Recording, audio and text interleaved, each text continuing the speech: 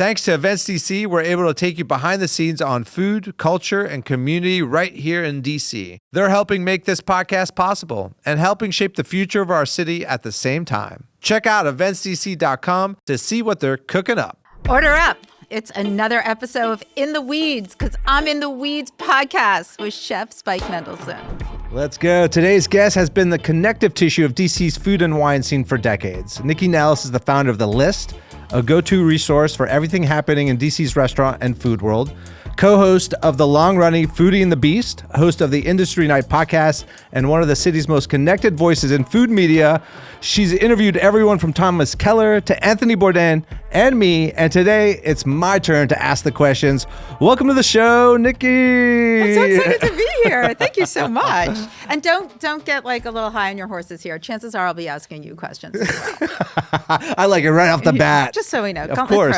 You know, it'll be a two-way hosting because you can't help yourself, right? I can't help. I'm interested. Nycci, it's so glad to have you. We've been friends for so long. I know. You have been such just an all-around supportive person of the industry and chefs in particular. It's just been amazing. I'm so excited to have you on. For once, you've had me on so many times. Is Foodie and the Beast still going on, right? Yes, dude. You're still getting the hobby to do it? 18 years. I know. It's listen, we've been doing it for 18 years. 18 years. And it's still, I will just say this. Everybody wants to call it a podcast, which I get because that's the new terminology, but it is a true radio show in that it is on the radio and then becomes a podcast. So I always get a little prickly. Yeah. It's like when people used to call The List a blog. I was like, no, I started The List before blogs existed. It's a website. So it's just always about terminology. But yeah, 18 years, food and wine variety show. We have a lot of fun in that What studio. radio channel are you on? So it's on 1500. 1500, okay. And so we have been doing it out of the WTOP studios. It's our sister station. We've been doing that for 18 years. I love it. It's so cool. It's so fun. So, but people know you as the Foodie and Beast host, plus many different things, foodie socialite. But how did you, I always see you and the person you are. We just, we off camera, we were just talking about it, right? And you're from New York originally, or New Jersey originally. How and why DC for you? How and your husband? How did you guys end up in this area? So David's born and raised. Okay, so he is homegrown. Okay, family from here. He left to go to college, and he did live in Italy several times with different Mrs. Nellises, not this Mrs. Nellis. So he's total Italophile and would live there in a heartbeat. But his whole family was here. He was born and raised here. I grew up in New Jersey. My family's from Philadelphia. I think in college, I got a bunch of internships. My first internship was WTOP. Then I did NPR. And I had a relative who lived down here who was, after I graduated, when did I graduate? 1991 or 1992. The economy was not great then, as things go. So he was like, oh, just come down here. I had traveled, fortunately, through Europe. And I wound up here, but not in this business at all. But I grew up with a family that my mom was an amazing cook. I'm an amazing cook. I had friends who loved to cook. We started doing dinner parties for our friends when we were 13. Ooh. Just going through Gourmet and Bon Appetit and, creating these ridiculous meals that were so stupid hard. Yeah. We did a, what's it called? Croque-Chambeau? One of those. Croquembouche? Yes, croquembouche. Oh my God. Croquembouche is serious business. With sponge, sugar. We were 13 or 14 years old. We could have just been in the emergency room with burns. I love a good croquembouche. They're coming back right now. They're a little trendy. I've been seeing them pop up on Instagram a little bit. I think because they're so beautiful. Yes. Right? And they are a pain in the ass to make. And are they as delicious as they look? Yes. Are you kidding? You got that crunchy sugar on the outside and the cream that spurts in. That's so yummy. So anyway, I'm a food person. I actually, when David and I got married, I was in a different profession. But I started baking out of my house for area restaurants. Yeah. Which was highly illegal at the time. There was no there were no kitchens here at DC Central Kitchen or Mess Hall. There was no incubators. But I sort of said, a friend of mine loved what I was making. And he was like, will you make that for my restaurant? I was like, Sure. And then all of a sudden I was baking for like Baking out of your home? Out of my home in my I tiny love ass it. kitchen. No rules. What was your thing? What was the Honestly, I created components. Okay. So like he wanted banana cream pies. Yeah. So I made the pastry cream and I made the shells. Ooh. And then they would put it together. Or they wanted to do brownie sundaes. So fine, I made the brownies. That's pretty entrepreneurial. Yeah, and I did all that. But what I realized then, so this is such a long story, but I'll try to make it short. So Roberto Donna used to do these classes in his laboratorio, and they were amazing cooking classes, but you had to know about it. They were still using like mail. Roberto Donna and his laboratory. Oh my so God. fancy. I love it. I mean, did you ever eat at Galileo? Oh yeah, of course. Okay, Yeah, so yeah. you remember. So and I was talking about this with Amy Brandwine recently. But I would go in and take these classes because I'm like, I'm doing all this baking. I don't know what I'm doing. Yeah. So but I got in on these classes and I met this group of people, and Roberto would be like, you should go see my friend Michel. Like, he's got a cooking class, or, this guy's doing a dinner. You would like that. And I was like, where is this shit? Like, where's all this info? Like, I considered myself a concierge to my friends for like what was happening. Yeah. And it pained me that I did not know. Voila, that's how the listareyowanit.com was born. I love it. So, but before you got into food, what was your career path? Like, what had you gone to school for? Radio or? I actually went to school for communications. Communications, okay. But I always had a food slant. Something. Always. Because you were cooking dinner since you were 13. Right, exactly. Yeah. And then, I married a guy who had custody of his 3 children. So like, yeah. all of a sudden, like really making dinners. Do you know what I mean? Yeah. And it wasn't just entertaining my friends. So that was a drastic shift. Yeah. So like Sunday saucing and stuff like that? Yeah. I mean, baking. A lot of baking. A lot of baking in the household. My older children, sort of got more of that because I was baking and I had more time, whereas my younger children sort of missed some of that because then I started the listareyowanit.com when my daughter was 1. So the list was first. Yeah. Like the list came first. Yeah, the list totally before came. the radio, before Oh, Foodie. yeah. So way before. Like the list is like 24 years old. So like before its time, really, like way before its time. Exactly. And is it more popular now today that people are looking for that type of? I mean, because you were way ahead of your time then. So I don't know it's more popular, but I think people use it in a very different way because we post every food and wine event going on in the DC metro area. Yeah. And at the end of the day, that calendar is what's used most, not just by the layperson, but by also people in the industry because nobody wants to double book on the same date. Totally. So people really use it as Ooh, informer. I get that. That's right? fine. So people will go to see when they want to throw their event and make sure it doesn't conflict with something else. That could, like... It's just like a lot of like a little PR secret. I'm not in PR, but I know this. Like a lot of the PR people in town like are on a chat together and are like, hey, I want to do an event on X. Is anybody else doing an event? Yeah. Do you know what I mean? Like totally. The more you know kind of stuff. So the site, it's really amazing. Over the years, I can't tell you, like Daily Candy came out and Eater and Thrillist and Urban Daddy, like all these things came out and they're all amazing. And I know the writers at all of them. But I had people over the years always telling me like, I think this is the end of the list. Like what you're doing can't compete with what they're doing. And I was like, well, when it goes, it goes. Yeah. But it's still a vibrant part of the community and people really use it. And I get to use the content in there because it's not just events. It's openings, it's coming soons, it's every promotion happening. I then get to use that content on other platforms, which is amazing. And it's really how the radio program came to be because when I started the list, areyowanit.com, I got asked to write for publications. I got asked to be on TV. I was in Diary of a Foodie with Michelle Richard. I got asked to be on WTOP regularly, which I still do. So all of that was just kind of like... It's kind of a gateway through the list, Yes, but I didn't really, like people are like, write a business plan, create your goals. I had no direction. Yeah. I just knew I wanted to share information about the hospitality industry with people. Yeah. That was my goal.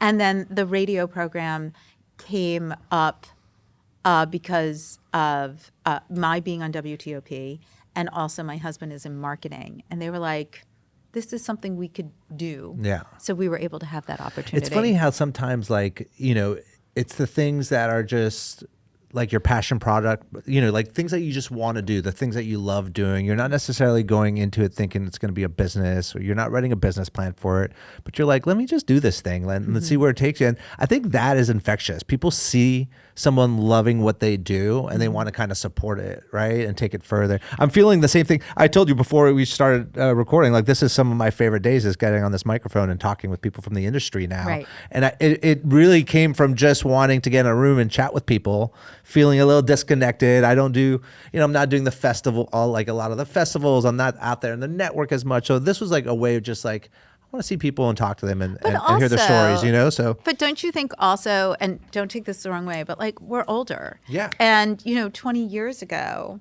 we were out. I don't want to be on my feet anymore. You know what I mean? But we were also out a lot more. We were socializing more. And I think people also socialize a lot differently today.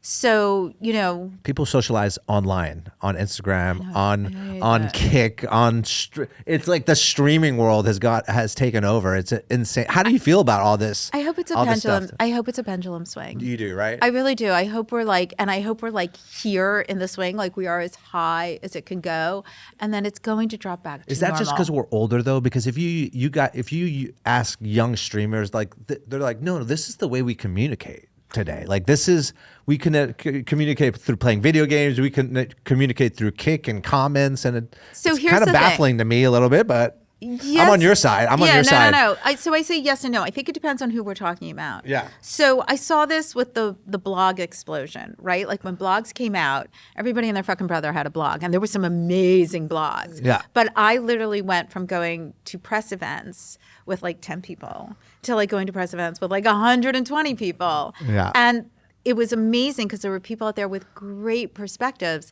but everybody was trying to figure out how to make their passion their profession. And there's not enough money out there to make that happen. Yeah, exactly. So I feel like with right now, yeah, if you want to talk about communication and shit like that, sure. We all send memes to our friends and that's all cool. But my question is of the people who are like, say, covering the food scene, these content creators, again, some who are doing amazing work, not everybody can make a living off of it. And that's where the fall, I think, it happens. So what was the food scene when you first started in DC? I mean, like, I remember, listen, I got here in 2008. Okay. I was raked over the coals. Maybe you remember. I think maybe you helped me to get through that moment. Did you say something? I think I said something. I think you had me on your radio show to kind of just like, hey, I love you, DC. Like, I didn't mean what I said. I think I said something like, I got caught in an interview. Like, I had been in New York. I'd been working in the big city. I came to DC, right? In my mind, it was like I left New York, like where food is everything and the best restaurants in the world. And I came to DC and I was like, oh, like, I think in my interview, I said something like, I'm a big fish in a small pond and DC is a second tier food city. I think it wasn't the big fish in the small pond that was insulting. Second tier. I think the second tier was insulting. City. But you know what? It was, at that time, it was kind of true, was it not? I mean, like. So here's the thing. Yeah. And as somebody who grew up right outside the city and, you know, we have both been very fortunate enough to travel. I don't understand why we have to compare cities. Sure. New York is New York City. There is no place like it in the world. I love it. Yes. DC is DC. There is also, it's one of the most beautiful cities in the world. It had a food culture, but I think one of the things people really don't remember, especially when you came to town, is that 2008, granted there was a huge economic issue, but totally. But there was already investment made to grow the city, and Obama came then. That's right. So before 2008, if we use that as the benchmark, there was a thriving food community in the city, but the city was also this big. I mean, who were the big dogs at that point? You know, Michel, Roberto, Jean-Louis, Jeff Boobin. Hold on, Jeff Boobin. We got to have him on. Oh, Boobin's a we got to have Boobin on. Boobin, where are you at? Well, Boobin is amazing. Yes. He's a little angry, but and then Cahal, you know, so and Robert Wiedemeyer. I mean, so you had a lot of men. Riz Lacoste was like the lone woman out there. Right. So you had a lot of men out there, and you had really good concepts. We had good food, and also. Don't forget, I mean, DC was one of the regions at the time. We had Afghani food. We had food from... very culture diverse. Yeah, I mean, really... Ethiopian. I mean, we had amazing food. I mean, bukum from West Africa, and Adams Morgan was just an epcot of amazing cuisines from around the world, and the people were passionate about the food they were cooking. So there was an incredible dining scene here. It just wasn't the breadth and depth of a New York or an LA or San Francisco, because we didn't have that space. The area we are in right now did not exist. Yes. The Wharf did not exist. I remember that, yeah. Right? Union Market did not exist. There are whole neighborhoods that have come up in the last 30 years. All of a sudden we have real estate, we have residences, and we have retail, Navy Yard. I mean, these places did not exist. So when you talk about like the dining scene and its size, it had to do with real estate, and it had to do with the number of people who were here. So there was a dramatic shift and an investment. I'd love to know the story of who created that investment. Like, I don't know if it was under Fenty or if it was under Tony Robbins. Like, I don't know who. I think partially was Fenty for sure. That was his big, because one of his big things. All these areas now exist. Yeah. So that's the big change. So was it a second tier city? I don't know. Maybe. I don't. You're right. know. Not to you said it right from the beginning. We don't have to compare these cities. I think Right. I was coming from the point of a young, cocky little chef. I'd been on a show. I'd been cooking at like these fancy restaurants in New York City at Le Cirque. I was working for Drew, and I came to DC because of the recession, because of like there was no more money being spent in New York during the recession, and a lot of these restaurants were going out of business. And we came to DC. My sister was here, my mother, and we just did the fast casual craze. We just jumped in and opened up Good Stuff Eatery in 2008. I think it was about a week before Obama got, had his inauguration. And you're right. I think there was it was the combination of a huge investment coming into DC, plus the Obama administration really bringing a renaissance of young people, influence, young people. They all wanted to be here. Whether it was music or food, culture, theater. They all wanted to be here, right? It was a huge moment for DC at that time. I don't think people talk about that enough. It was the most exciting time. It was. I mean, it was a great time. I mean, honestly, when he was in his second term is when it all got to really gel. Yes. And more people came and more people loved it. And it just it grew so amazing. Like I think back to 2016 when DC got Bon Appetit, best dining city. Like that, we were on fire here, and everybody was so energized and really excited about the city. It was so good. But I also think DC, it's when this happens to a city, sometimes it's hard. It's very easy to lose sight on the locals that got you there, right? And because you have a lot of people coming from outside cities that are maybe not necessarily living and contributing to the everyday economy here, but they're coming to make, open their restaurants.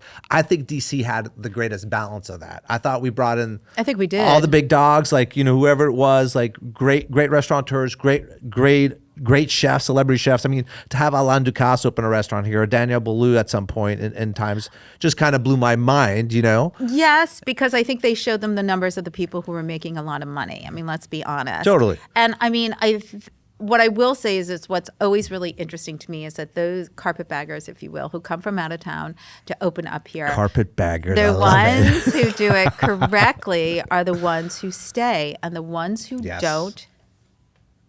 And, Alain Ducasse and Daniel Boulud are two really excellent ones to pinpoint. Actually, Daniel did do it right, but the concept didn't work. But when Wolfgang Puck came to town for The Source, he anointed Scott Trudeau as the lead. I use this story as best movie ever made in his life, right? But he didn't shrink from Scott. Not because Scott is 8 feet taller than him, but he put Scott out there. And Scott Trudeau, who I adore, he was shepherded around 6 months before the Source opened. He sat down and had coffee, tea, meals with every journalist and other chefs in the city, so that when he opened up that restaurant, everybody knew it was Scott's. And everybody knew who he was. And he really made that place his, and that's why it was so successful for 10 years. And I think when you see that happening at other restaurants, they're the ones that are going to last. And then, you know, some of these others come to town and you're like, I mean, I'm not going to name any names, but some of these others come to town. They're like, they look at Joe's, you know, Joe's kills it. Like they make so much money. Totally. And I think those are the numbers they show to some of these people. And they're like, we're going to give you this big ass space, you know, 160 seats. You're going to fill it 2.5 times. No issue. $120 for a claw over there. But you know what I love you said about Wolfgang is a perfect example of me of a chef with a huge name that could come, put his name on the restaurant, probably leave and not even care about it. But the reason that one restaurant is that Wolfgang know the talent that he had within Scott. I mean, Scott is a big talent. Now he's gone on to open up all his own restaurants and is doing really well. He's one of my favorite chefs. I used to take people to that restaurant all the time, not because of Wolfgang, because I knew Scott was there.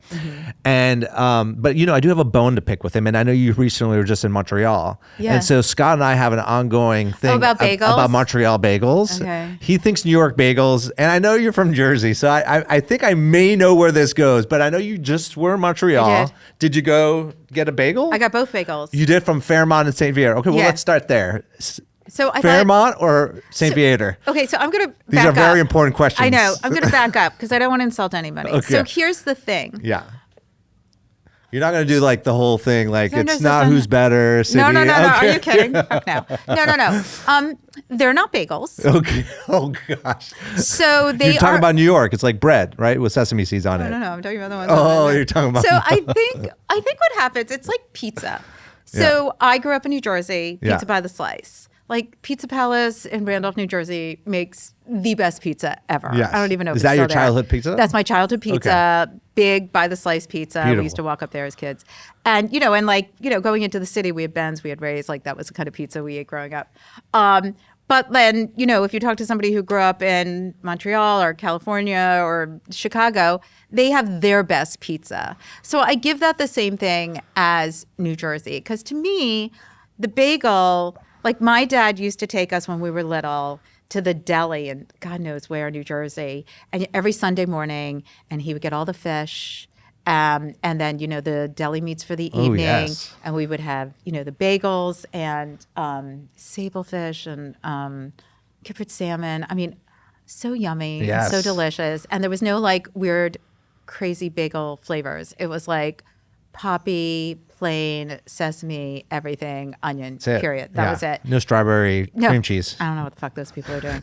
And I mean, like it's a personal affront to me. Yeah. And so that's that bagel, right? So like I want it that way. So while I appreciate the bagel up in Montreal, it's not what I grew up with. Having said that, Key factor.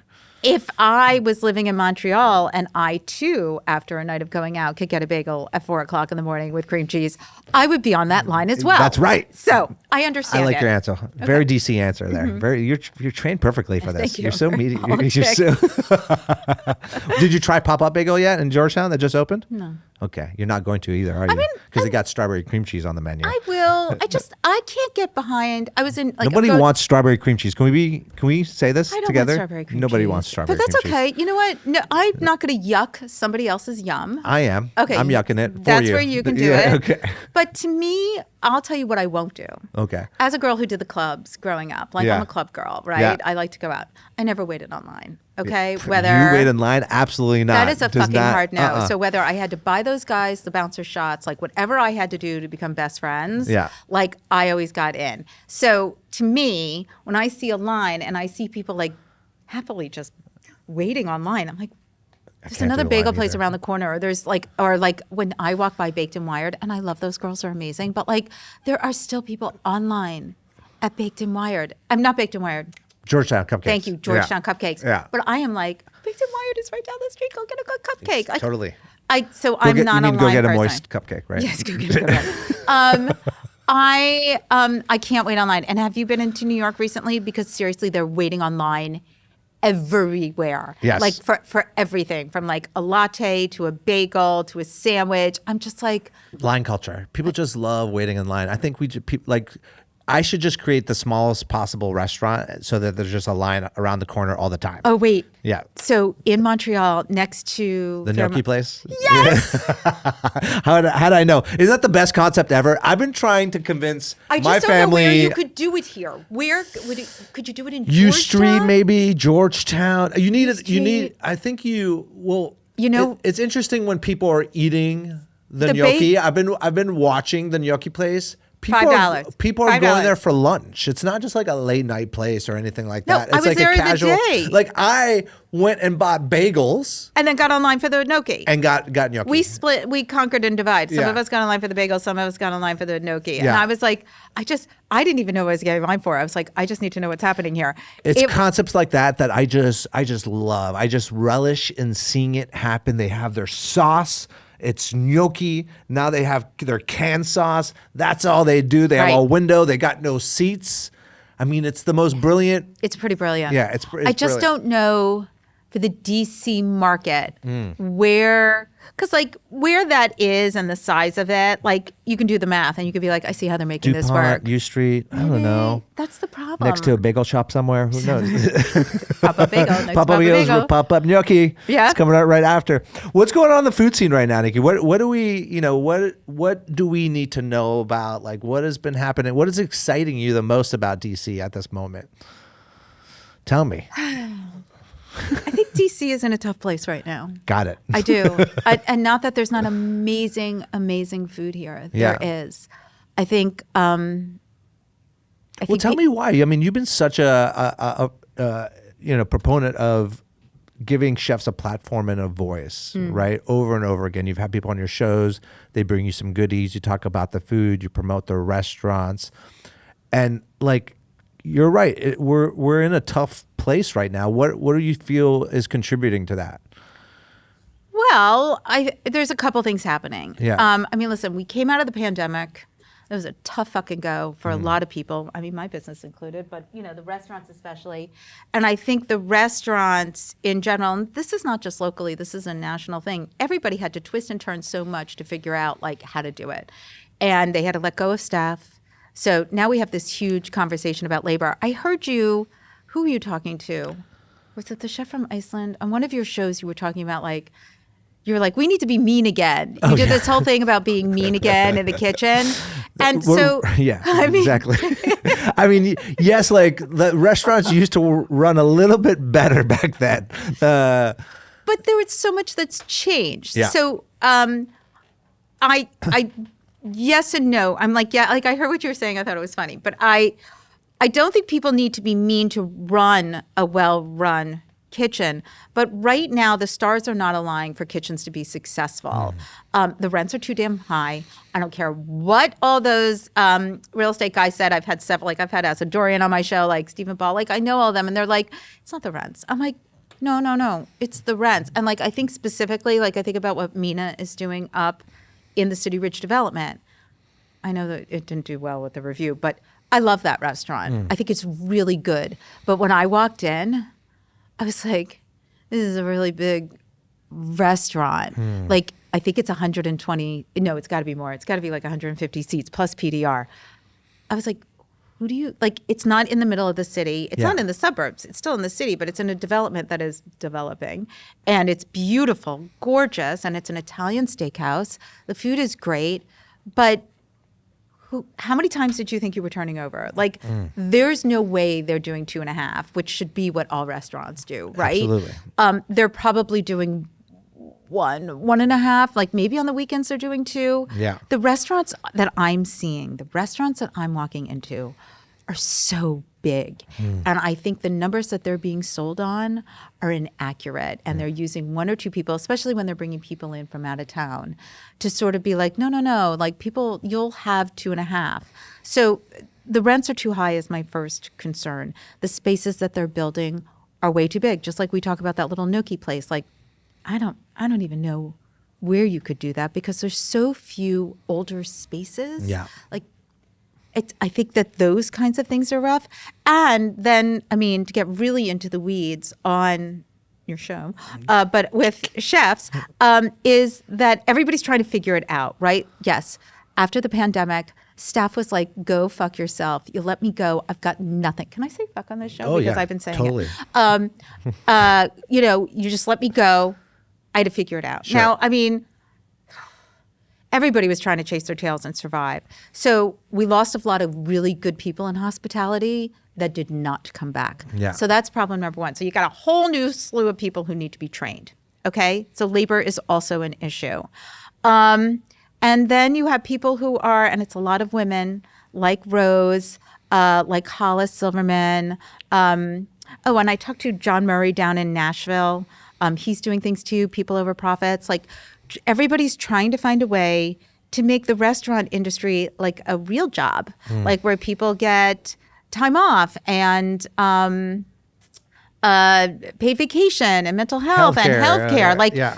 Those are things that in the mean old days, people did not have. Yeah. And I don't think there's anything wrong with wanting that for this industry, because the truth is, prior to the pandemic, I did a show with Kathy Hollinger, who used to be the head of RMW. Yeah. And at that moment, we were talking about the fact that there was labor problems then. And what they really wanted, and DC Central Kitchen is such an amazing model of it, was how to take people who don't really know hospitality, who don't know it in their lives, right? Because kindness because of their socioeconomics, maybe they did not have kindness and hospitality on them, that we could show them that this was a career path. But the truth is, it's not a career path if they can't earn a living wage and they can't get health care. I mean, like, absolutely. These two things cannot be true. So that's tough, because the math does not add up. The math did not. And to go back what you said, it doesn't provide those things. It starts with the rent, with the landlord. It really does, though, because if restaurants were a little bit more affordable from the rent perspective to run, restaurants would have a lot easier time offering all those services to their employees. And I know restaurants are meeting well, and they're trying to do their best to offer their services, because it should be a career path. We need it to be a career path. Like, for this business to survive, it has to. It has to be a career path. I mean, I was just at the Culinary Institute of America. We have a new president. Oh, congratulations. Thank you. You know, Amber Fow is on there too now. Yeah? I'll be at the gala on Monday. I'm hosting it. I know. I'll be there. I'll be in the audience cheering you on. Let's go. Yeah, but it's interesting to see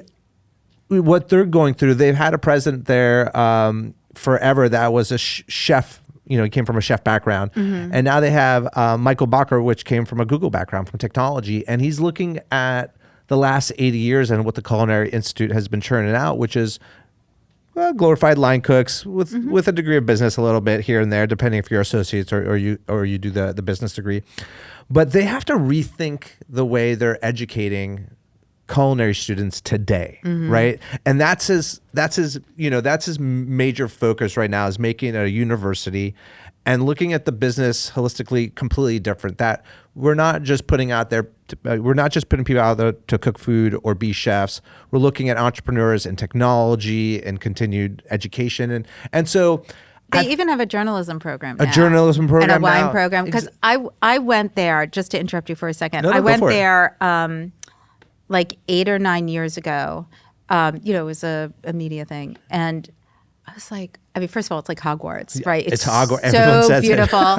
And I'm walking around, I was like, oh, this is where I was supposed to go to school. Yeah. Like, I knew it the minute I walked in. And like, I didn't want to be a chef, but I knew I wanted to be in the industry. Yeah. And I have no doubt that if I had gone there when I left, my career would have started a lot earlier. I just love it. But I love what he's doing, and I think he's spot on. Absolutely. I love what he's doing too. I think it's like he's really looking at the future of food and how it's going to be sustainable for years from a career perspective, right? And we need to like bust out of this thing that we just need to be chefs in the kitchen.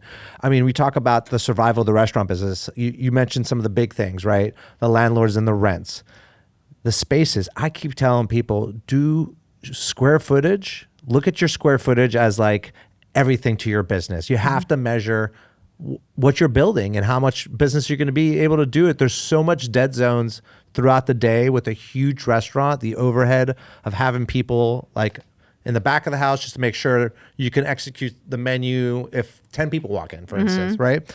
And so, but the other big thing is learning how to be a restaurateur today is different. You have third-party delivery services, you have so many more restaurants, you have, food trucks, you have all this different types of industries within. You can't just open a restaurant and bank on its survival anymore. Well, I think the build it and they will come way of doing things is no longer. You can have a restaurant, like I can think of several restaurants where the chefs are really good and the food is really good. Yeah. But they didn't catch on. Yeah. Now, I can't tell you why, but they didn't. So was it the location? Was it the size of the restaurant? I enjoyed them. Yeah.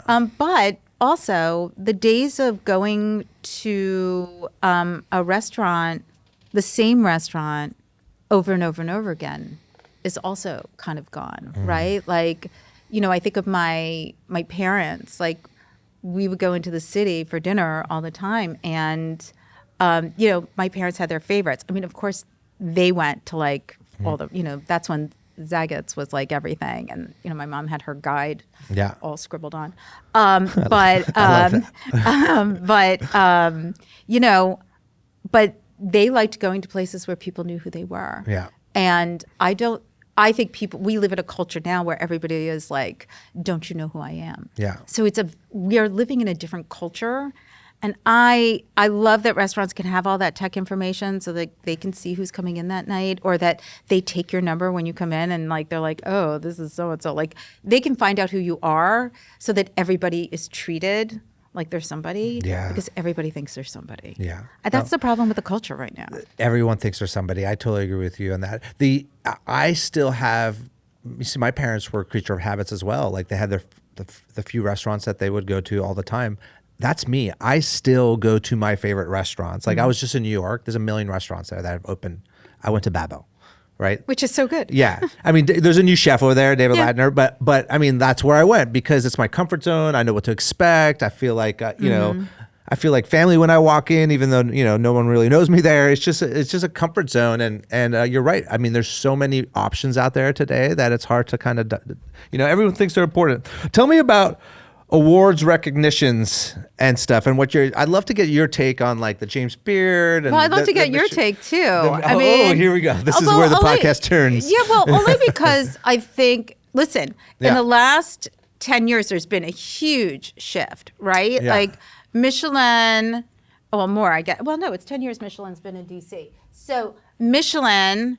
They took a star away from the inn, which I'm not too happy about. Well, I just want to let you know. Not happy about that. So, all right, here's the goss, okay? So the goss is that the reason that Michelin came here to begin with had everything to do with Patrick O'Connell. Of course. Patrick O'Connell totally lobbied Michelin to come to DC. Now, I don't know this part, but either they weren't asking for money or Michelin did not ask for money, but DC is a legacy city. Yeah. And so that is how that came to be. My understanding is now that the South is paying, and I think Philadelphia is paying, like I think other areas are paying. I'm not sure if Chicago is paying. Chicago may be legacy as well. But my understanding is... Are you saying it's pay to play? It's always been like when my mom called me and she's like, we have Michelin now in Philadelphia. I'm like, yeah, that's because Philadelphia paid for Michelin to be there. I'm like, that's how that works. Yeah. Most people don't know that that's how that works, but that is how it worked. It's not pay to play. You're paying for the inspectors to come to the restaurants. That's what you're paying for. But who is paying that? The city. The city is paying for that. Okay. Yeah. So it is the city. So like in the South, the city visitor bureaus or whatever, the bids all that's interesting. Together. See, that's something I didn't even know, to be honest. So that's how that works. Yeah. And but DC does not pay. But my understanding is that because we don't have representation? No, it's because that's a whole other other rabbit hole, my darling. No, so DC doesn't pay. My understanding is that sometime in the last 2 years, somebody from Michelin came to DC and said, "It's time for you to pay." Yeah. And DC said, "No." Yo, we just dropped a sick collab with Odd Chef, and I'm hyped about this one. These are for the real ones who live and love food culture, cooked a little off-center just like us. And listen, you can throw on some cheap import tea, or you can wear something that feels like Michelin star service from a small U.S. business that actually gives a damn.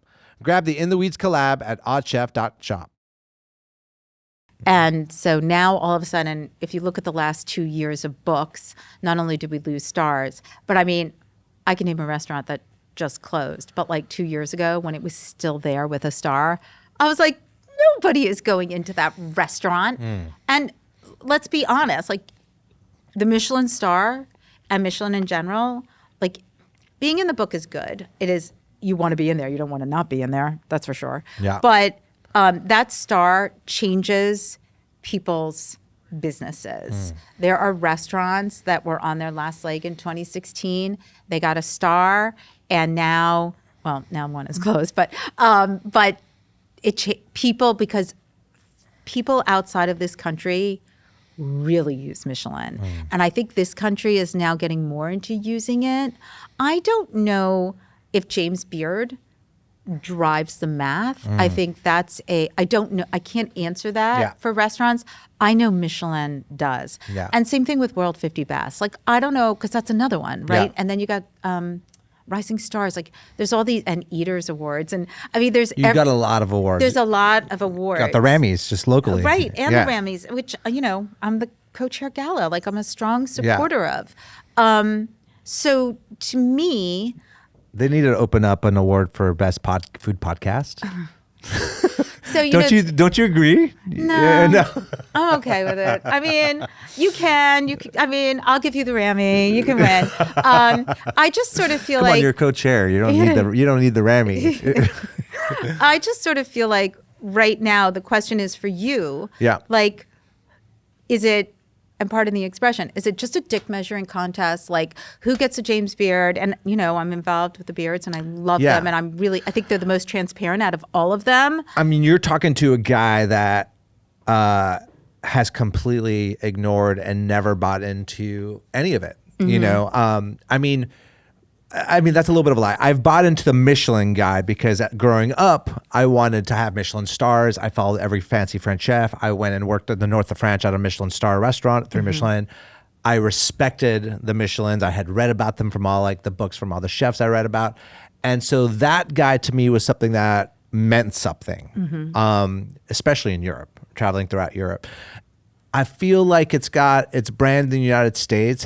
It doesn't own up to what it is in Europe, to your point, like you say, like people use it as the guiding light to dining in Europe. Here, it's just like one of the other awards, right? And so it's tough for me. I've never wanted to pay to be part of the organizations. I never have. Even Ram W, I've never really participated in that.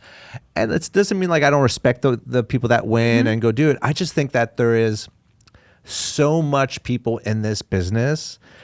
It's difficult for me to sit back and like feel great about highlighting a fraction of the people that are part of it. And so I think overall, and maybe that's a little preachy to me. Maybe that sounds a little preachy, but it's just not my thing. It doesn't have to be other people's thing, but it's just not my thing. I think you'll find that a lot of people who are in that space, whether it's World's 50 Best, Michelin, James Beard, RMW, all of them, they are also, though, I think going for those golds makes them leaders because they're not just clearing things out of the way to get the awards. They want to create these businesses that achieve that excellence.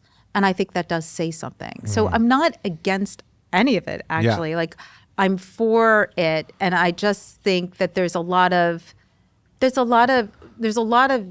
transparency that needs to be on the table. More for people like you and I don't know if the layperson cares. But do you think it's driving the more ego-driven part of our industry? Like that I want to get congratulated. I want to have an award. Like I don't know. I want to be recognized. Yes. I want to be seen. We all want to be seen. But yes, my answer is yes. Yeah. To some people, do people call me? I mean, I got a call after the Rammys were announced. I have nothing to do with the judging.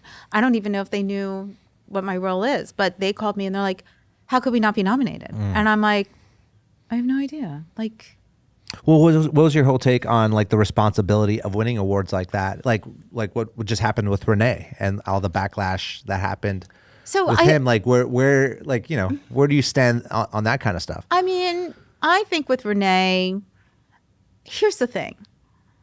We build our we build our heroes. Yes, we do. We build them and we put them on the highest of platforms, Yep. just to sort of like Tasmanian devil and take them down, Yeah. which I don't agree with Yeah. at all.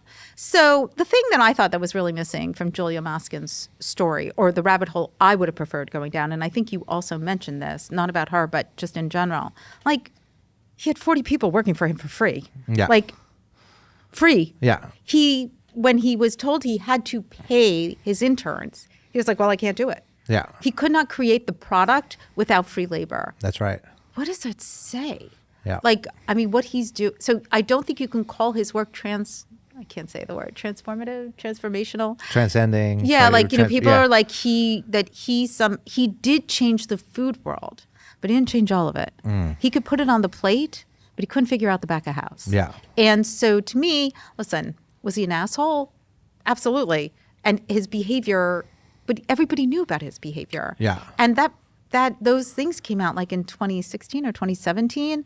So I get it. He was doing these pop-ups. People were like, why does he get it? I understand what happened, and you should not behave that way. Like when you talk about people being mean in the kitchen, like you don't need to hit people. You don't need to shame people. No, yeah. You don't need to. I'm being more talking about being super assertive in the kitchen because that's where it's gotten to the point where you can't even be super assertive to somebody because it offends. And I'm not saying like No, you're not I calling understand. someone a name or saying you're like, hey, You get fucked up that fish to the dish. pass. Right. You know what I mean? Like, and even that is like, oh, No. You know, like you can't talk to me Yes, like you that. can. Like, So- you know, so Here's the thing I will say to you. It's like yelling at my children. Yeah. Okay? Yeah. If they fuck up, I'm going to call them on it. Now, when they were younger, maybe I yelled a little louder than I should have. Yes. But they needed to hear me. guilty. Yeah, right. But so when you're in that kitchen and it is a pressure cooker and the plate is not ready, yelling at somebody, where the fuck is it, is what happens. Yeah. Now, can you go over to them later and say, pressure was a moment. Yeah. My apologies. But here's, there's that moment for education. Here's what I need you to do next time so Yeah. that we don't have that exchange.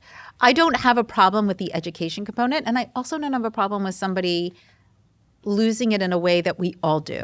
Yeah. But I do understand what you're saying, that like the kitchens are weak because people are so ready to be offended. Yes. And that is in all walks of life right now. Yeah. And in his case, again, I don't condone behavior, and I think he's grown a lot since he did that stuff. Sounds like I think it. people don't really realize that. That's not being written about, but I think he has grown a lot since that point.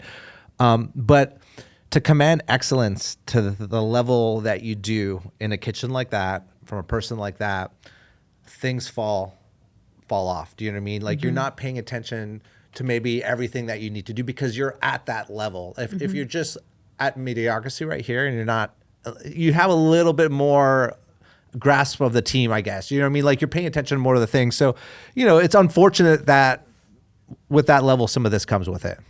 Agreed. Yeah. But I think, listen, the culture has been propagated thanks to like Gordon Ramsay, being on TV, screaming at people. Screaming at people. What I find so fascinating about that is that people watch that and they're like, yeah, I want to go and be a chef. Like, I want that abuse. I want that abuse. So I kind of... We're all just masochists, just living in the food and, world. Ed Lee disagrees with me on that. He and I had a whole thing. He's like, I don't think you see it correctly. And I was like, you can educate me, but Yeah. I don't work better. Yeah. I have oppositional authority disorder. It's self-diagnosed, but I definitely have it. And I don't like being yelled at. And I definitely don't like being told what to do in a way that doesn't feel right for me. Yes. So I appreciate that for other people. Well, the thing about Gordon though is like he comes off like that his character on TV, but he is the nicest guy in the world, and people are always shocked when they ask, "Is Gordon Ramsay really?" It's a character. Yeah, it's just a character. You guys are buying into characters. You have to develop a little bit more. Well, no different than your time on Top Chef. Like you knew you had to play a role. Well, to be honest, the first season I did not know I had to play a role. I didn't Okay. know what the fuck I was getting You were into. on season 4 and then right? 8. By the time I did 8, which was All Stars, I had understood the game a little bit more. Maybe too much so because I got kicked off so early. But I would rather gone in a little blindly. Tell me I want your opinion on the influencer nation and like. just what has that meant to your kind of business? It seems like it's not, and you're the most respectful person, and you always feel like there's enough for everybody to do out there, and I get that. But how has that influenced your career? What happens? Well, I have to be on it. Yeah. And, I really miss the days where I could just like post a pretty picture of food and be like, I ate here and it was delicious, or I ate here and not say it was delicious, but talk about the dish. And I miss that because that's what I like doing. Right now, everything is about having the phone in front of your face, talking to the camera. It's not a natural for me, and everything feels like a sell. When we flip through and doom scroll, like everybody's selling something. And I get it. I don't know. I straddle it. It's tough for me. And I totally respect the work that a lot of the people are doing out there. Like there are some people, like when they put out a post, man, like it drives business. And I can't deny that. But I've seen some things, and I'm sure you have too. Like I was at a dinner the other night, like a dinner in a restaurant. There was a well-known influencer there. I mean, I knew him. But like, he set up there are people having dinner who are paying for dinner. Totally. And he set up lights, and he's got the camera on his hand, and he's like eating, and he's making all this noise. And I just wanted to go over and be like, dude, come in at 5 when nobody's here. Like, or come in at like. Totally. You are interrupting people's meals. Yes. So I find there's a little bit of that out there that I don't like. And listen, there are some people who look at it and be like, oh my God, that's not an influencer. Like, he's so cool. And there are other people who are really turned off. So I think that's hard for restaurants because you want everybody to have a good meal, but you can't do it in deference to somebody who honestly will bring more people to your restaurant. It's funky out there. It's so funky out there. I want to, if I open a restaurant ever again, a full service one, I am going to take a 2-top and just do like an influencer studio. I'm dedicate one table to an influencer. Be like, all right, you want to take a picture of your dish?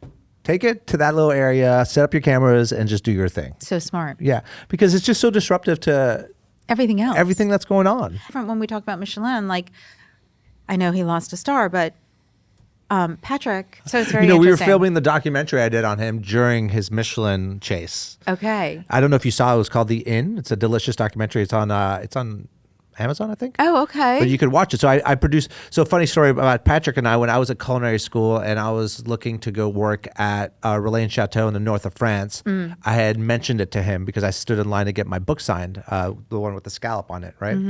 And I asked him about this castle, and he's like. He goes, son, if there's one thing you should do is go work there for as long as you can. And I ended up going and working there for as long as I could. I didn't come back to culinary school. I mean, I came back about a year and a half afterwards. Right. But I was only supposed to be gone for 3 months. And it changed my life. The castle, the Relais and Chateau, it changed my entire perspective on food and the industry. And I always remembered that. And so 15 years later, when I finally went to the Inn at Little Washington, we sat in the kitchen, right? We did the whole Pope thing, American cuisine. We went in, and my wife and I were sitting there, and I was eating caviar. She wasn't because she's vegan. And I was like, oh man, it's like my favorite show. I was like, I had 2 production deals at the time.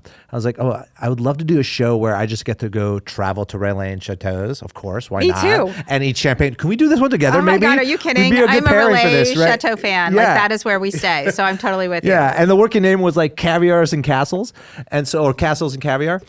And anyway, so the next morning I just got guts to asked for a little breakfast with Patrick and to meet him. And I pitched him on the idea. Well, first I told him about the story about culinary school. That was like 10, 15 years earlier.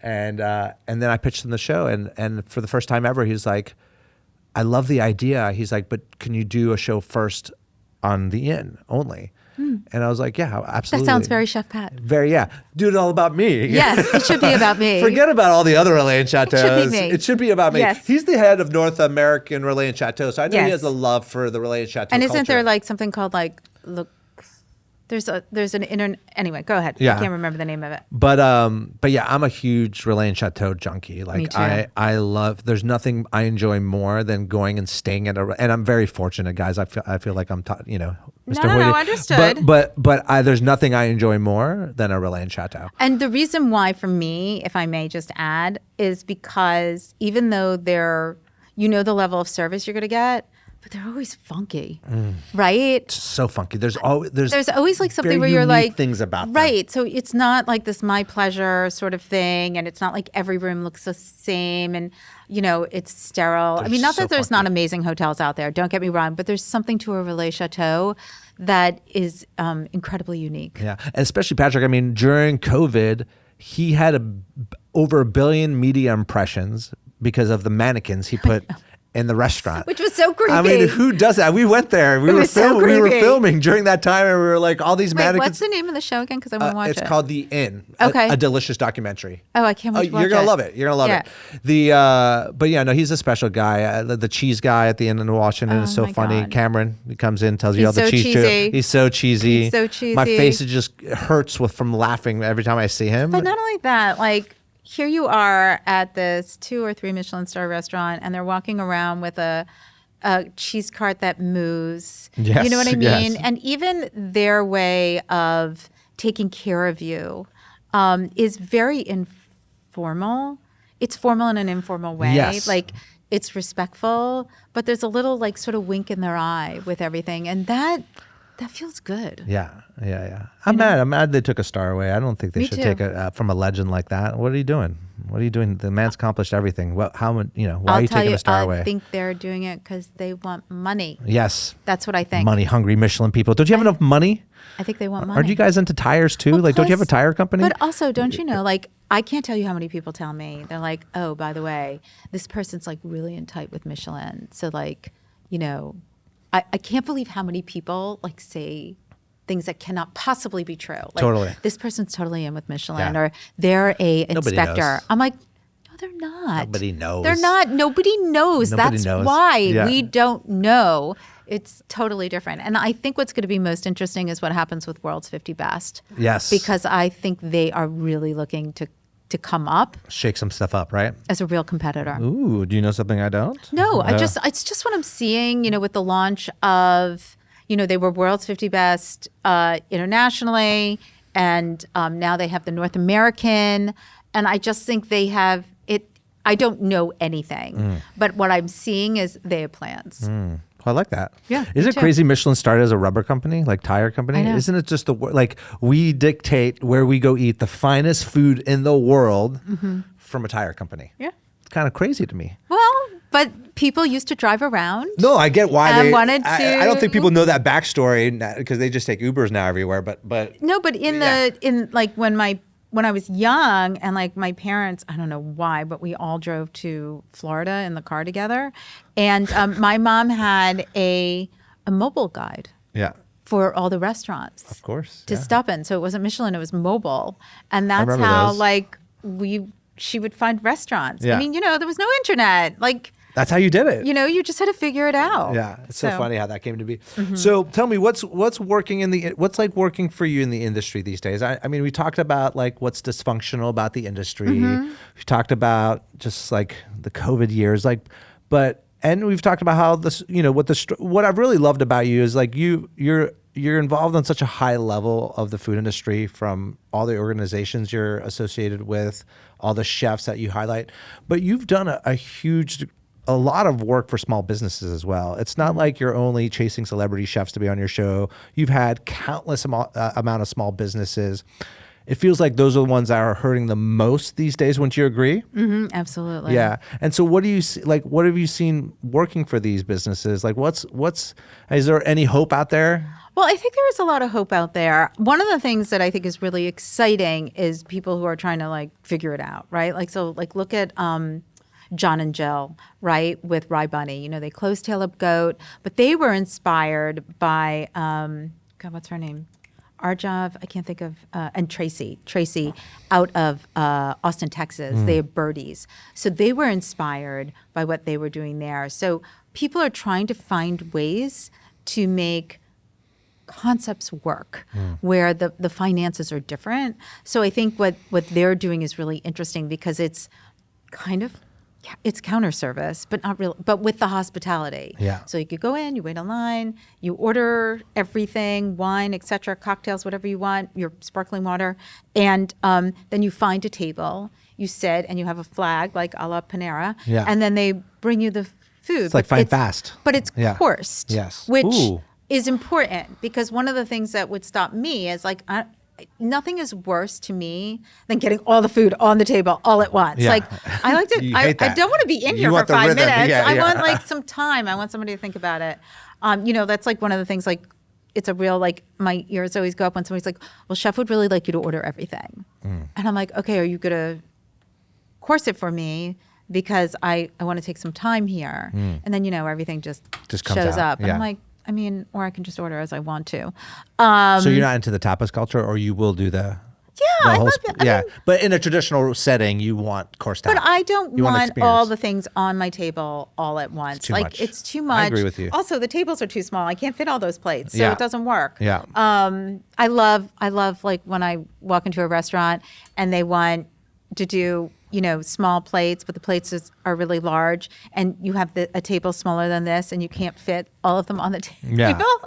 I mean, it's just sometimes it's a thought process. Sometimes they need a female involved to like see those things. So how does it work? So they course out a fast casual-ish. It's not fast casual. It's fast fine. What do we call it? What do we call it? You'll have to ask them what they're calling it, but Birdie's is doing it very successfully down in Austin. Yeah. So you go in.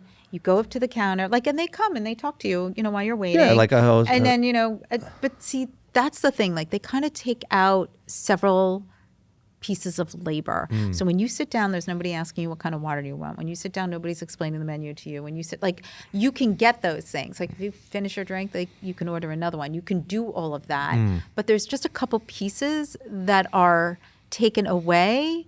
It's really interesting. So I think you're seeing people trying to get creative on how to do this business in a way that's successful.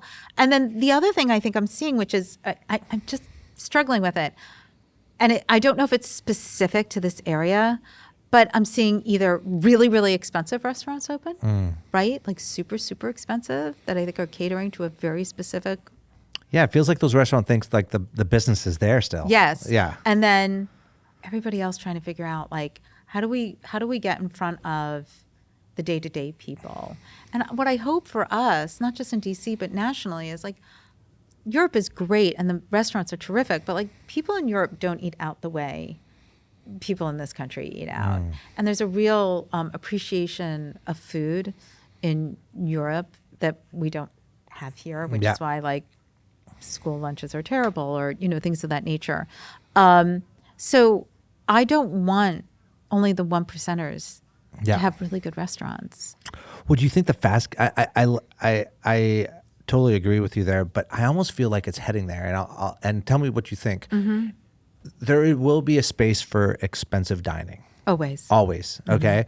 It's gone through its ups and downs depending on how the economy is and how much money people have to spend, especially at like the money that's not yours, right? How many expense accounts. But what came about in 2008 in a big way, which I was part of, which was fast casual restaurants, seemed like this was going to be the new wave for restaurants forever. But I think what the fast casual, are being affected the most by convenience. And what I mean by that is people want their food to come to them. They don't really want to go out and get their food as much.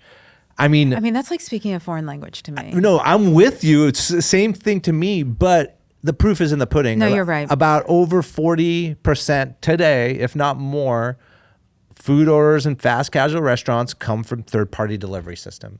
The number's only climbing. You can look at Sweetgreens right now. Like, their foot traffic inside their restaurant is heading down, right? And they're one of the big dogs. Yeah. But it's happening across the board. It's going to get to 60. It's going to get to 70. Right. And I'm afraid that the fast casual space is not going to be what we thought it was anymore. They're going to be much smaller square footage. You're not going to be able to go into the restaurant as much. And we're going to only be around to be servicing these third-party delivery systems. Interesting. And it scares the shit out of me because I feel scary. like, listen, all my businesses are fast casual. I banked on that. And now we're looking to adapt. Like, we're trying to learn how to work with third-party, right? And, we may be opening up cloud kitchens eventually. There's all sorts of different ways. Well, like, let's talk cloud kitchens. Like, let's talk about Wonder. Oh, I was going to bring it up. I'm happy you brought it up. Let's talk about it. Yeah. What do you think? I don't love the business I don't love Wonder and what their business model is. And the only reason I don't disagree with that. The only reason I say that is that I think there are enough chefs in local areas that we should be highlighting. We should be driving the community to go eat at those restaurants. They're suffering. They do great food. Mm-hmm. Why are we opening a place up that brings out-of-town chefs to share their menu items in one building? And those chefs, maybe a couple of them have equity in the DC market. We're talking about DC, but most of them don't have any equity in the DC market. They're just putting their face on their menu, a couple of their favorite menu items. Commissary. It's a commissary, and Wonder has big dollars, and they're spending to drive traffic to those restaurants, and it's basically taking money out of small business that are locally surrounded around them. So for me, when I was asked to be part of it, I honestly took the phone call because I thought they were highlighting local chefs. Not that would make me feel so much better because there's still small businesses around there, but I wanted to learn. But once I found out they were highlighting out-of-town chefs, it completely didn't make sense to me. I was like, why would I go to New York, or why would I go to Dallas or anywhere else and take equity from others? Well, I agree with that. Yeah. To me, I'm just like, why do I? It's the gold belly idea, totally. right? Right in person. But why do I need that dish from that chef from California? And it does not translate. You talk about, third-party delivery. Like, it doesn't translate. No. Like, during the pandemic, we all learned that. I remember very well, trying to, order from chefs. So, like I used to do big neighborhood pickups. Like, I'd be to everybody, okay, this week I'm going to go to so-and-so's place. Yeah. All of you put your order in, put it under Nycci. They know what I'm doing. And then I would come home and deliver everybody their food. I'm a good third-party person because I don't take any money. But there were some chefs who, like, you could just taste it. Like, they were so angry that, like, their food was in a box. Like, food does not all food belongs in a box. Yeah. Do you know what I mean? Pasta doesn't work in a box. Yeah. It doesn't translate. I don't know why Chinese food, like Chinese noodles, I don't know what they do so that they can make it. I mean, I think there's some secret little there's a little spices bit of in there, a little MSG or something like that. But you know what I'm saying? Like, some food doesn't belong in a box. Totally. And so I don't want to yuck anybody's yum who likes Wonder. I have not met anybody who does. Yeah. I have not heard anybody be like, oh, I had this and it was so good and it reminded me of X. So and I agree with your assessment. Like, that's not what I want to do. No, it's a tough one. I struggle also with the chainification of restaurants in general.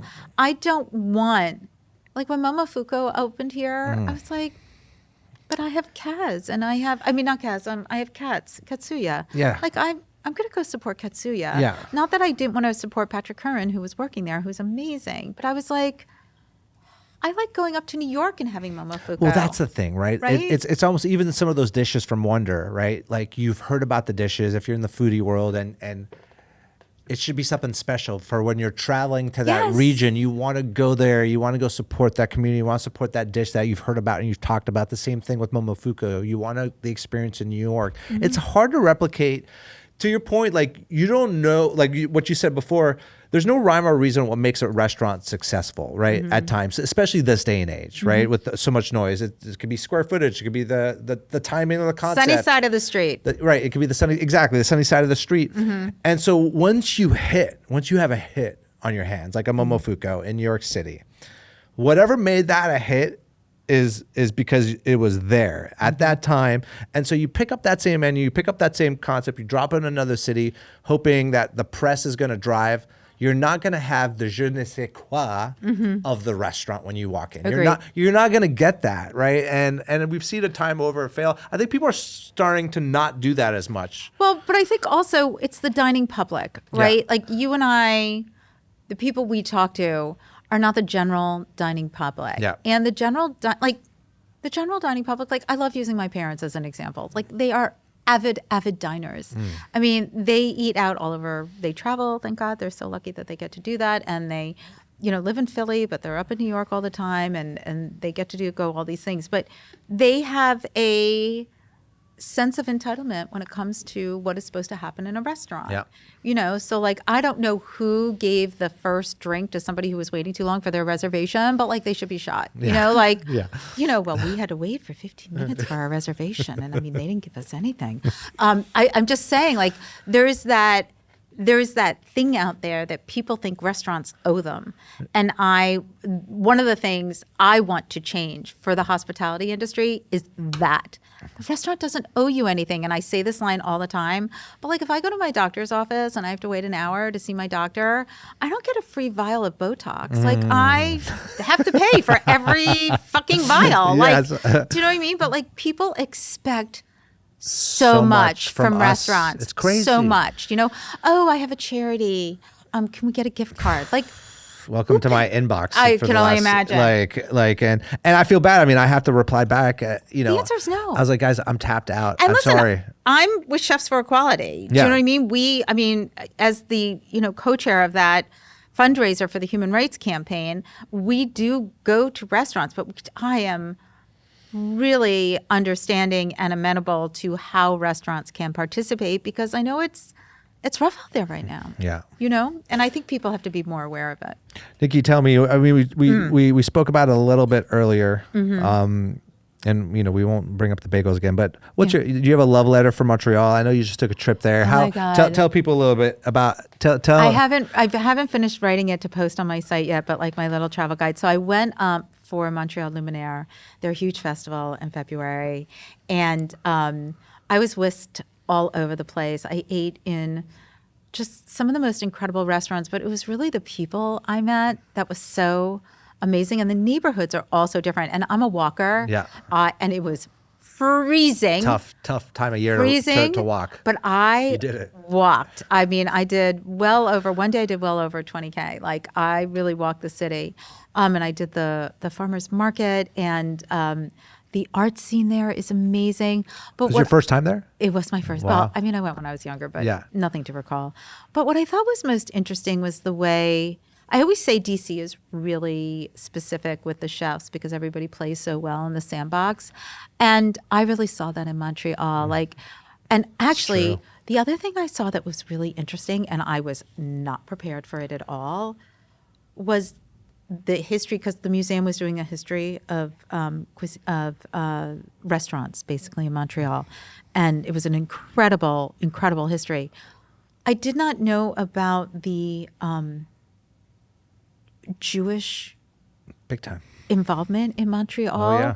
And I just think, given this time where people are really shrinking from their heritage, like, there wasn't a chef that I talked to, Jewish or not Jewish, I mean, most of them were not Jewish, that was like, oh, but I worked here and I learned under this chef, and the Jewish heritage of restaurants here is why we are here today. And I was like, I love to I thought hear that you was point that out. So blown away, because like, I mean, I just think we live in a time where people are really shrinking from celebrating their heritage. Big time. So to see everybody there really amplifying that message was pretty exciting. I love to hear that, because it's true. I mean, some of the most famous places are in Jewish origin and cuisine in Montreal, especially all the old school spots.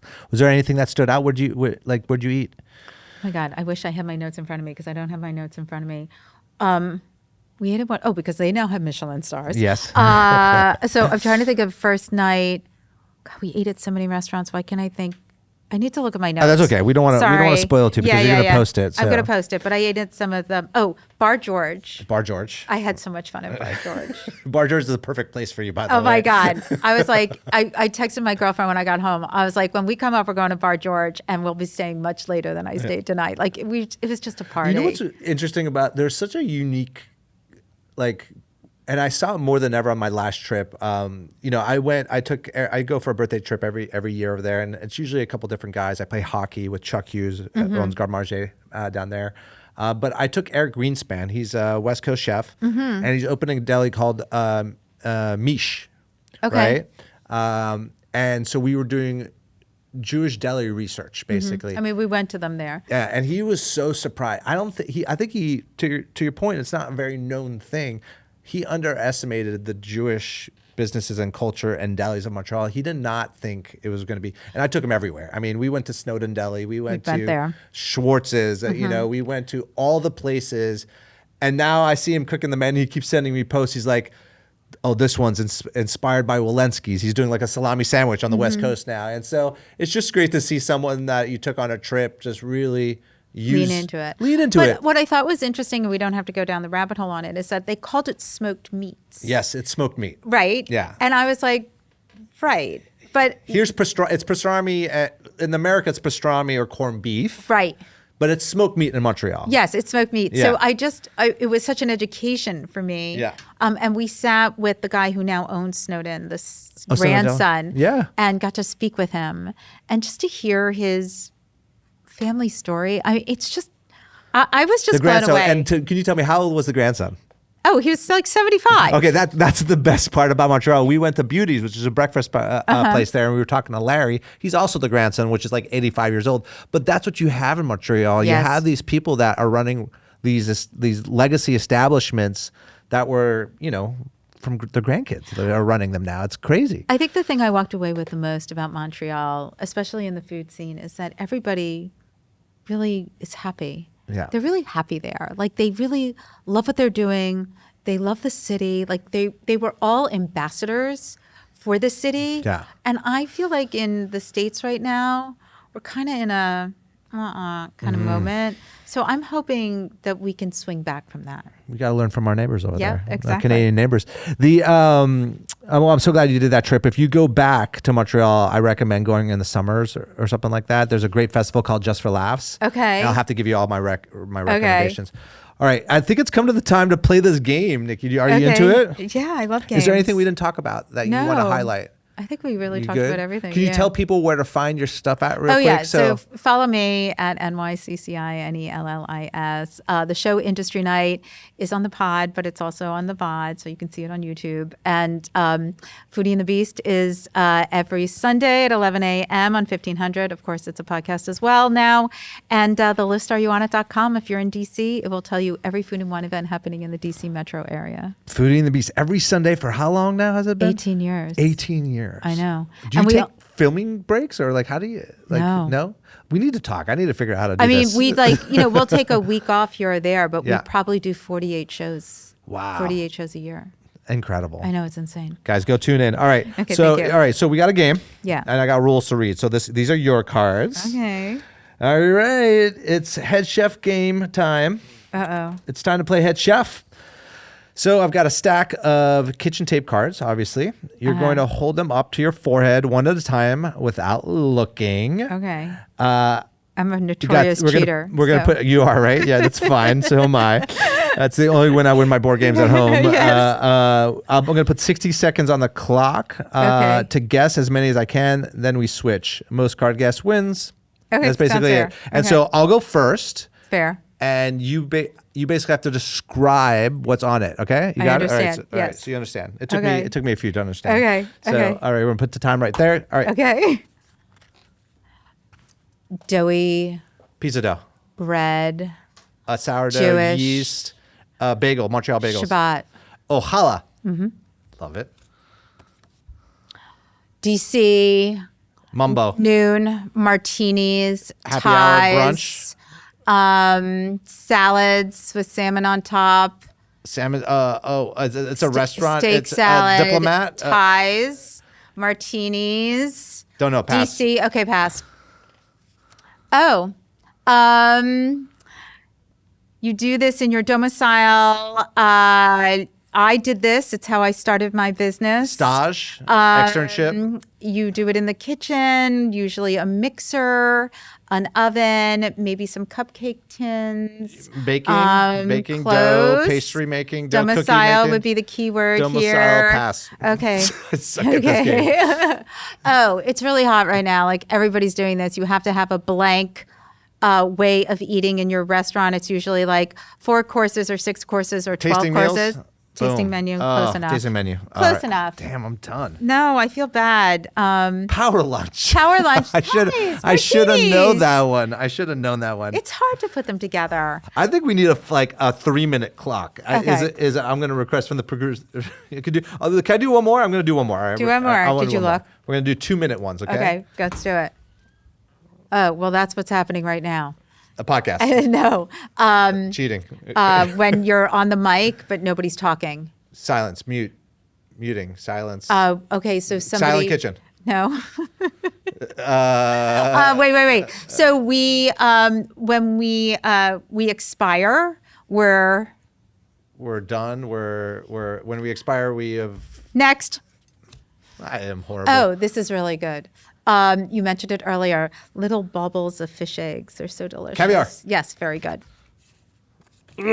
Okay, where are we right now? Podcast. DC Central Kitchen. You got the first part. DC, very good. Beautiful. Okay. Oh, what is the food of DC? The food of DC is crab, mumbo. Mumbo. Mumbo. That's the food of DC. We need Yeah, something new. I know. We need something new. Huh. Pass. I have no idea. It's a cooking term, but I don't know how to tell you Cool. what it is. Okay. Done. Done. 86th? 86. Yes, that's right. That means end it, right? End it, yeah. End it. I didn't know how to. I didn't want to screw up. No, it's okay. Okay. I mean, did you see what home baker. I missed that one. Dead air? That's a tough one. Dead air. Okay. Dead air is tough. I got a few. Okay, so we're going to put 2 minutes on your clock. Okay, I'm very And I'll nervous. just flip this thing. All right. Okay, I'm ready. Go. Okay. Oh, Piano? no, it's like this new viral thing that's on like TikTok and Instagram. It's like Dancing? It's like so with sounds and crunches. It's like a video. You post it. It's like a term for the stuff. All the young kids are doing it. It drives me crazy. Like Memes? close. It starts with the first letter of the alphabet. I have no idea. Okay, pass. Okay, pass.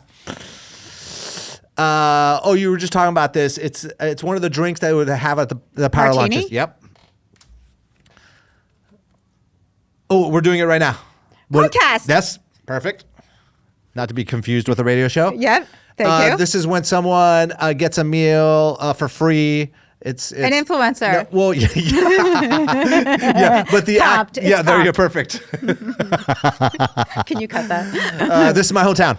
Oh, Montreal. Perfect. I feel like mine are easier. You're doing good. This is a famous Spanish chef in DC. Jose Andres. Boom, done. Okay, thank you. I want to do more. Everyone gets really glad at this hour when Happy hour. Yep, boom. They whisk this drink around and smell it and tell you it may taste like Caspis. Yep, boom. Caspits. Yeah. DC's hot dog.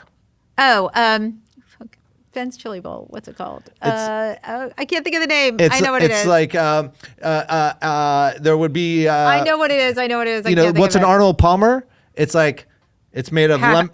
Okay, so can't that's think the of it. first word. No, you got it. Half smoke. Yeah, boom. Thank you. One more. We just made fun of these people. Influencers. You nailed them all. No. I missed the first one. Oh, ASMR. Oh, ASMR. I was trying to do that. No, you were 100% right. Can I tell you how much I hate that? Yeah, I know. Like when the girls do it for like the products and stuff, and they're like, oh my god, it ooks me out. I cannot stand it. Well, Nycci, you have been an absolute legend of a guest today. I'm Thank so you. happy that you have joined us. You won the game wholeheartedly. You got almost every single card except for one. I have failed. Well, I feel like I may have failed you. by Nah, not listen, giving you the good clues. I guess it's a team effort, Yes. but it's been great to have you. Thank you. We'd love to have you again eventually. It was a real treat. So thank you so and much. hopefully you guys will see me on Foodie and the Beast soon. Yeah, I hope so. All right. Or Industry Night. Industry night. Thank you. A huge thank you to our title sponsor, Events DC, the official convention and sports authority for the district and a key player in making some of DC's most exciting events and experiences happen. From world-class sports to cultural festivals and everything in between, they help power the energy of the city. Check out eventsdc.com to see what they're cooking up. A shout out to our broadcast home, DC Central Kitchen, for not just feeding people, but fueling real change. If you want to support their mission or get involved, head to dccentralkitchen.org. You can catch up on past episodes or subscribe for new ones at intheweedspod.com or on Apple Podcasts, Spotify, and YouTube. The kitchen may be closed for now, but the conversation is still sizzling on our Instagram at intheweeds.pod. So come and join us there. That is a wrap on this shift. See you back in the weeds next time.